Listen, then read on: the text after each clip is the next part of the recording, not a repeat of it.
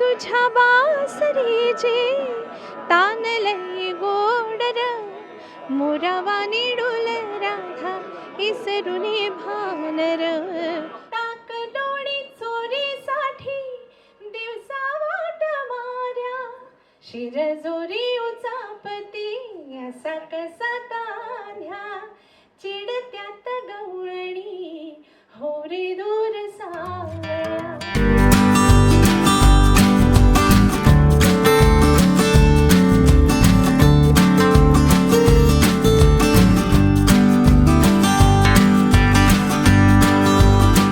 सोबत आहेत सुप्रसिद्ध गायिका वैशाली सामंत.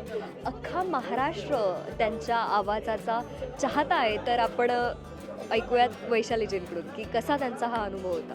तर वैशालीजी, तुम्ही मराठी सृष्टी संगीतामध्ये अनेक वर्ष काम करताय, पण फुला या चित्रपटाच्या नावातच एक वेगळेपण आहे. पण या गाण्याबद्दल आणि या प्रोसेसबद्दल काय सांगाल? कसा अनुभव होता तुमचा?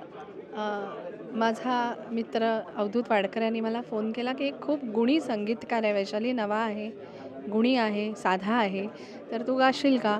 आणि अवधूत जेव्हा सांगतोय त्याचं कौतुक करतोय म्हणजे तो नक्कीच चांगला असणार. आणि तसंच झालं. समाधाननी सगळीच गाणी इतकी गोड कंपोज केलेत, जे एक गोड कॉम्पोजिशन माझ्या वाट्याला आलं आहे. गवळण आहे आणि खूप वर्षांनी मी गवळण गायले, त्यामुळे मला फार उत्सुकता होती की चित्रपटामध्ये ही गवळण असणं हे आजकाल फार कमी असतं.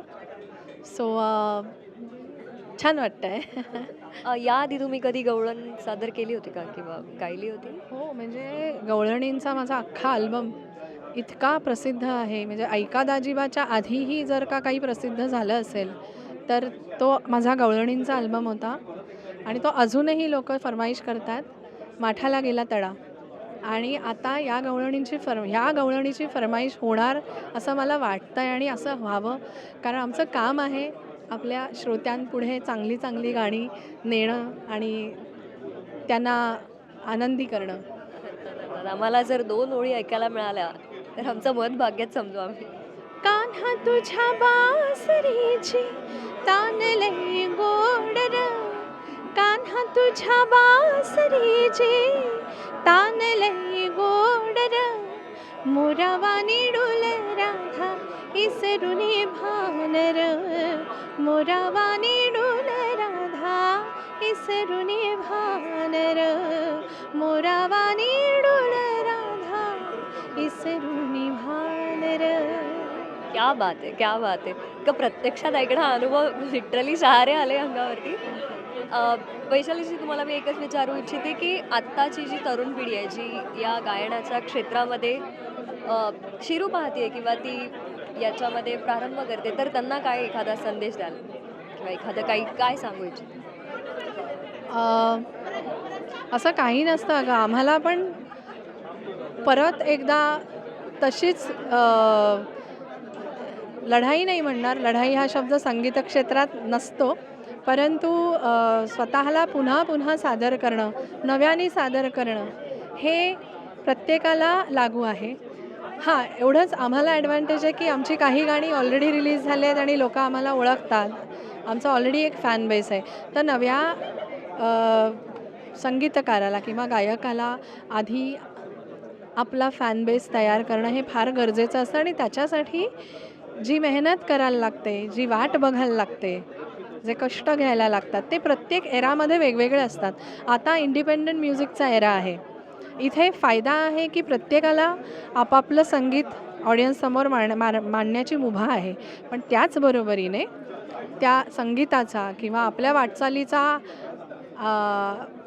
ग्राफ आपणच ठरवायला लागणार आहे. तिथे सपोर्टला कोणी नाही आहे. आणि हा बदल माझ्याही आयुष्यात झालेला आहे. सो मला असं नेहमी वाटतं आजकाल की माझी पुन्हा एकदा सुरुवात आहे. सो आपण आपलं काम शांतपणे करत राहायचं, इमानदारीने करत राहायचं. गाणं हे आपल्याला देवानी पदरी पाडलं आहे, तर ते पूर्णपणे यथाशक्ती, यथामती, यथाबुद्धी आपण पार पाडायचं. हे इतकी वर्ष मी करत आले आणि मी तेच करणार आणि तेच खरं आहे. हे सगळ्यांना प्रत्येक काळात हेच लागू होणार आहे की आपण आपली मेहनत करायची, स्वतःला एक्सप्लोअर करायचं, लोकांपुढे मांडायचं. मग आवडणं न आवडणं हे आपल्या श्रोत्यांच्या हातात आहे. त्यांचा तो हक्क आहे. पण या निमित्ताने मला सगळ्यांचे आभार मानायचे आहेत की इतकी वर्ष माझ्यावर उदंड प्रेम केलं आहे आणि हाच माझा प्रयत्न असणार आहे की तीच मेहनत करायची, नवीन नवीन प्रयोग करायचे आणि श्रोत्यांना आपलंसं करून ठेवायचं. खूप खूप धन्यवाद आणि खूप खूप शुभेच्छा. Thank you thank you. तर अशाच मनोरंजन विश्वातील नवनवीन गमती जमती पाहण्यासाठी अभिजात मराठी फिल्मीला सबस्क्राईब करायला विसरू नका. धन्यवाद.